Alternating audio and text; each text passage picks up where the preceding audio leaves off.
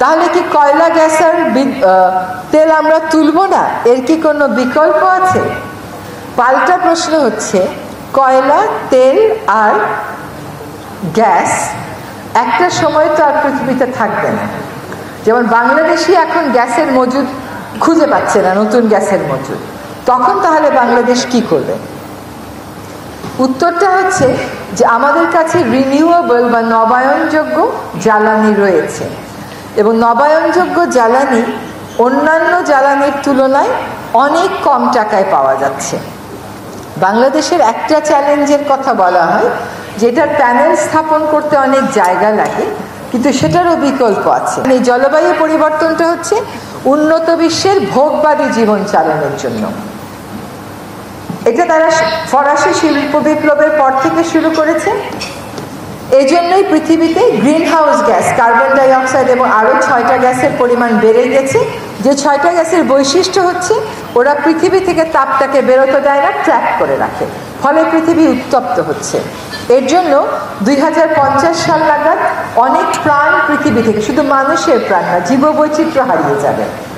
এখন আমরাও তো সবাই ওদের মতনই হতে চাই, আমরা সবাই আমেরিকানদের মতো হতে চাই, ইউরোপিয়ানদের মতো হতে চাই, কেউ তো ভুটানের মতো হতে চাই না। আমরা আজকে এখন হয়তো এই কথাটা বলাটা ঠিক না, কিন্তু ধরেন যখন আমি এই রুমে ঢুকেছি বিকেল 4টাও তখন বাজেনি, তখন কিন্তু এই রুমটাতে এতগুলো বাতি এবং এতগুলো এসি চলছে। কিন্তু রুমের ডিজাইনটা যদি আমরা এমন করতাম যে এখানে এতগুলো বাতি বিকেলে দুপুরে চালাতে হতো না, সকালে আমাদের অন করতে হতো না, তাহলে কিন্তু আমরা বিদ্যুৎ সাশ্রয়ী হতে পারতাম। আমরা তা করি নাই। আমরা বাসায় একটা ফ্যান ছেড়ে দিয়ে চলে যাই পাশের ঘরে, লাইট ছেড়ে দিয়ে চলে যাই পাশের ঘরে। কিন্তু এই সম্পদগুলো কিন্তু নিঃশেষিত হয়ে যাওয়ার সম্পদ। আমাদেরকে আমাদের লাইফস্টাইল বা জীবন যেভাবে চালাচ্ছি সেটা বদলাতে হবে।